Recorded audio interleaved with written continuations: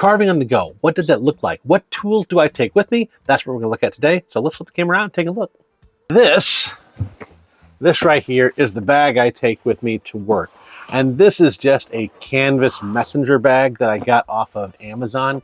Nothing complicated about it. It's got 2 straps, and inside of it is what the goal of the video here is for. This is a hard case from Tactical Geeks. I'll set that aside for right now.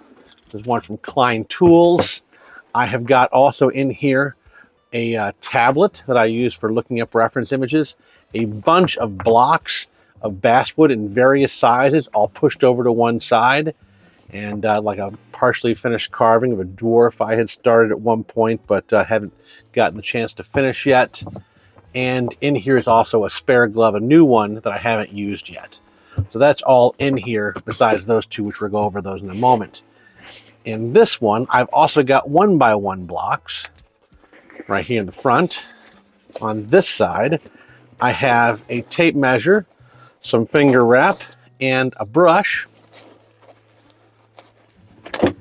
And over here, I have the Strop on the go, carverconnection.com. They sell those, and it's got a strop, and it's got some diamond paper right there that works pretty well for maintaining a knife while you're out and about. If you get a chip, you can fix it, and you can keep your knife stropped.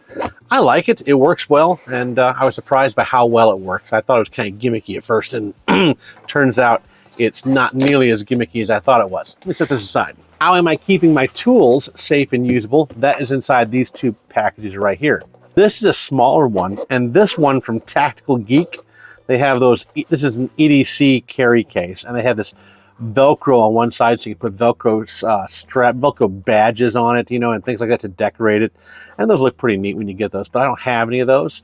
So in the first spot here, I've got 2 gouges. I have got a number 7 Stubai, and then a number 11 from Drake.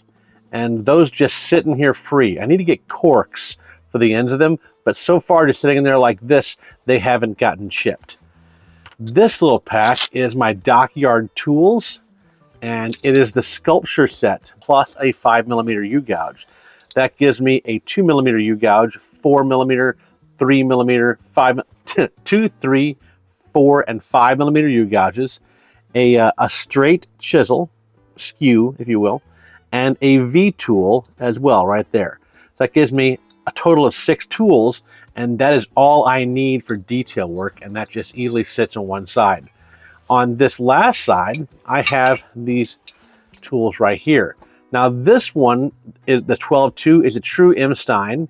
This is a file number 15 in an M-Stein handle, and this is a Beckwith Forge number 8 U-gouge in a M-Stein handle. I really like those M-Stein handles, and they work really well on such a small area. It allows me to store them so easy. I could fit probably at least 2 to 3 more in here, and it'd be just absolutely fantastic and easy to do. So that is what I have in this smaller container just for gouges. And I get a lot of work done. Recently on my lunch breaks, mini lunch breaks, I made this hillbilly, and he's got a lot of detail in him. He's got this hole in his pant leg. He's got a patch there. One side has his leg tucked into a boot, or his pants tucked into a boot. One side he's got his toes sticking out, you know, he's got fingernails, that little bitty V-tool I use, like it's just fantastic. But these tools outside of my knives really enable me to do a lot. And this one, I have knives, gloves. Take a look in this. And this is the same kind of hard plastic, coated with a fabric kind of thing. This is a Klein Tools case that I got in the electrical section of Lowe's. So knives, I have 2 detail knives and 2 rough out knives because knives have problems sometimes, and I don't like that to slow me down. I've also gotten here 2 different soft V's, a 5/8 soft V and I think a 1/2 inch soft V from Flex Cut. So the soft V's are in here as well. And this is just a Churchill style cigar tube. Churchill is the size of a cigar, and I use this Churchill size, not a Robusto or a Toro, because pencils don't fit into the smaller cigar tubes. So I like a Churchill style cigar tube simply for storing pencils, because then they don't rattle around on everything else while they're in here. It's an easy way for me to store them. So this is a leather sheath that I got for a tiny detail knife. Here's the Steve Brown detail knife. Really like that one. And these ones have these wooden sheaths on them. I really like these wooden sheaths. And you may have seen Doug Linker do a video on wooden sheaths before and how to make them. I am too lazy to spend time making sheaths and not carving.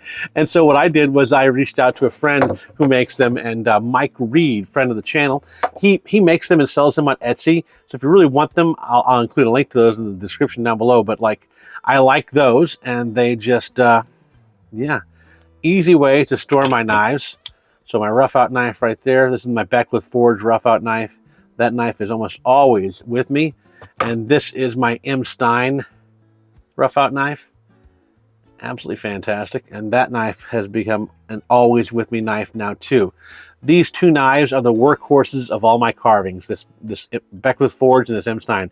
I use these knives more than any other knives in my arsenal, period, no ifs, ands, or buts. That is what I have in here. Oh, also in here I have a glove with finger wrap on it already. Now, a word about finger wrap. On Amazon, if you're looking to get finger wrap, they make some pretty cheap stuff. They make some stuff you can get like 8 rolls for like $5 or whatever. This stuff here, and you can see the word in there, Cramer. This is more expensive. It is like $4.75 for a roll on the cheap side sometimes, and it's only ever periodically that a roll will get that inexpensive.